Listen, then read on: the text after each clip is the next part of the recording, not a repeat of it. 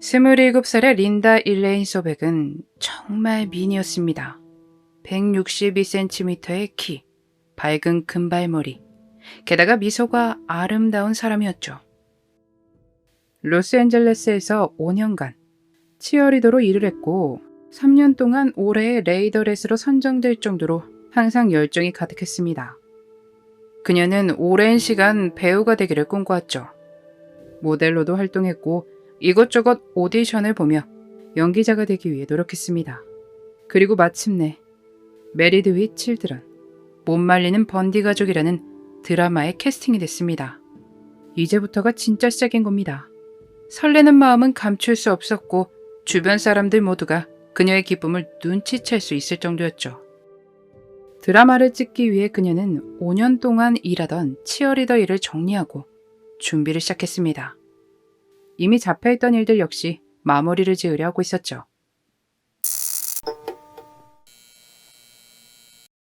1995년 11월 16일 목요일 아침, 린다는 엄마에게 전화를 걸어 사진 촬영이 늦었다고 말을 전한 뒤 장소로 향했습니다.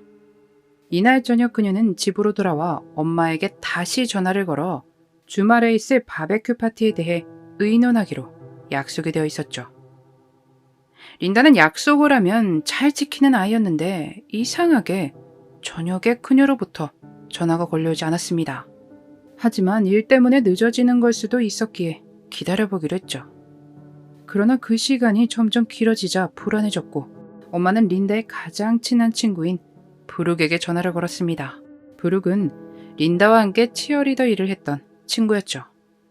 그녀는 린다의 행방을 찾기 위해 주변에 수소문을 했습니다.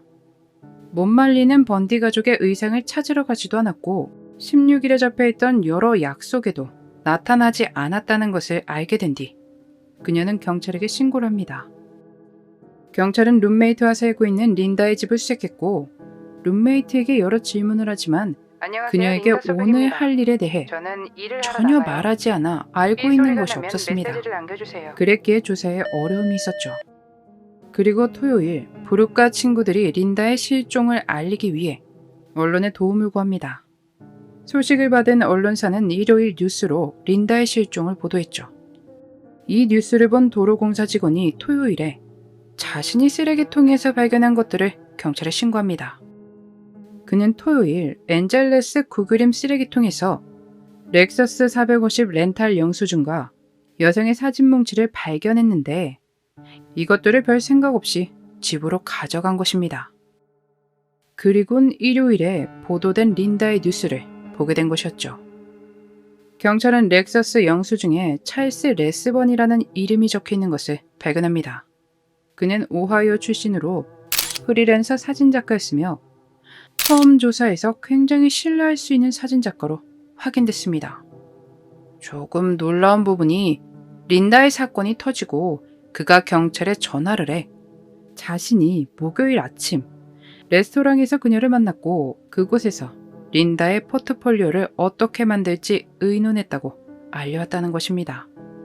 그 후에는 각자 일정이 있어서 바로 헤어졌다고 전했죠. 경찰은 그들이 들렀다는 식당 근처에서 그녀의 차량을 수색하지만 찾아내지 못했습니다. 그들은 렉서스 영수증을 가지고 찰스 레스번을 신문하기 위해 준비를 했죠. 그런데 11월 22일 경찰은 생각지도 못한 소식을 전해 듣게 됩니다. 찰스 레스번이 술에 취해서 극단적인 선택을 하겠다며 위협을 한 것입니다. 헌데 그는 작은 상처를 입었지만 치료를 받고 구금됐죠. 그렇게 구금된 그는 얼마 지나지 않아 눈물을 흘리기 시작하며 자신의 죄를 고백하기 시작합니다. 그건 끔찍한 사고였어요.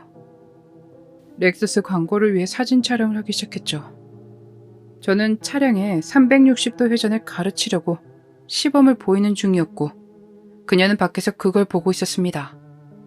그런데 제가 시범을 볼 때 그녀를 차로 너무 무서웠어요.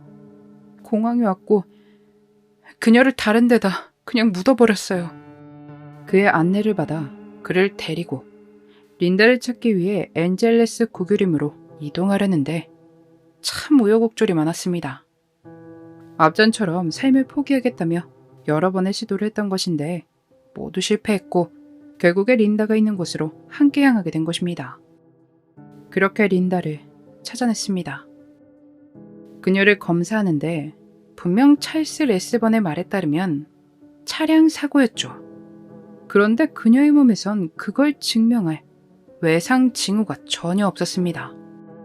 또 차량 사고로 세상을 떠난 것이 아니라 숨이 막혀 떠났다는 것이 확인됩니다. 그녀는 혈중 알코올 농도가 13이었던 것으로 확인되었는데 이것은 온도에 따라 달라질 수도 있는 것이기에 정확하다 말할 수 없었죠. 발견한 렉서스 차량 역시 곁에는 아무런 손상의 흔적을 발견하지 못했고 뒷좌석에서 아주 소량의 붉은 DNA를 발견하게 됩니다. 모든 검사 결과로 찰스 레스번이 거짓말을 한 게 드러나게 된 것이죠. 그의 경력에 특이사항이 있었는데 1979년 6월 오하이오주 워싱턴에서 상대가 원치 않는 관계를 저질러 상대방이 그를 신고하지만 합의된 일이었다는 것이 받아들여지며 무죄 판결을 받은 경력이 있었던 것입니다. 그 이후엔 정말 아무런 문제를 일으키지 않고 사진작가의 보조로 들어가 경력을 쌓으며 자신의 자리를 넓혀갔죠. 1989년에는 캘리포니아로 이사하며 자동차 레이아웃과 달력 쪽으로 알아주는 사람이 됐습니다. 그렇게 그는 존경받는 사람이 된 것입니다. 근데 일적으론 평이 좋았지만 인성은 조금 그랬나 봅니다. 전에 회사 사람에 따르면 화가 나면 물건을 던지고 자신의 잘못으로 일이 잘못돼도 절대로 인정하지 않고 모델들에게는 원치 않는 관계를 원한다던가. 그는 사람을 해한 혐의로 기소되었고 1996년 가을에 재판이 시작됩니다. 검찰 측은 그가 린다에게 원치 않는 일을 행한 뒤 해를 입혔다 라고 의학적 증거를 제시했습니다. 찰스 측의 주장은 이전과는 달랐는데 린다가 자신을 유혹했으며 자동차 시범을 보이다 사고는 없었지만 린다가 넘어지게 만들었고 그때 그녀가 머리를 다쳤다는 것입니다. 그래서 그는 뒷좌석에 그녀를 옮겼는데 린다가 차를 발로 차기 시작했고 멈추게 하기 위해 그녀를 눌러 좌석에 고정시켰습니다. 그렇게 했음에도 30초 정도를 계속 몸부림쳤답니다. 그러다 곧 조용해졌는데 그때는 린다가 그냥 조용히 있는 척하고 있다고 생각이 들어 린다의 상태를 몰랐으며 그녀와 떨어지고 나서야 상태가 심각하다는 것을 인지했답니다. 뒤늦게 그녀에게 응급처치를 했지만 늦었다는 주장이었습니다. 하지만 검찰은 그가 처음부터 그녀를 나쁜 목적으로 그 지역으로 데려갔고 그녀가 원치 않는 일을 저지르려다 숨을 거두게 만들었다고 반박했습니다. 이 재판은 5주간 이루어집니다. 검찰 측이 제시한 법의학적 증거가 받아들여지며 1996년 11월 1일 금요일 1급 사람을 해한 혐의로 유죄가 내려졌고 1996년 12월 16일 가석방 가능성 없는 종신형이 선고됐습니다.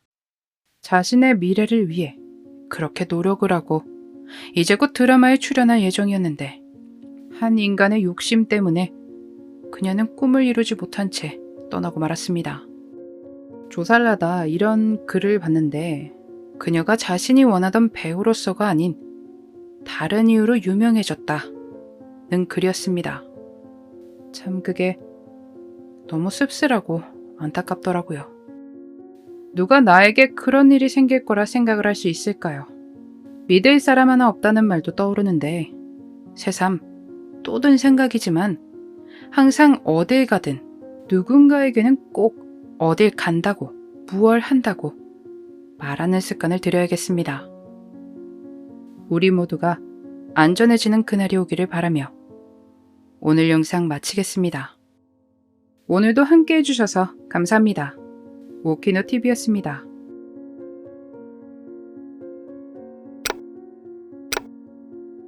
마지막까지 시청해주셔서 감사합니다.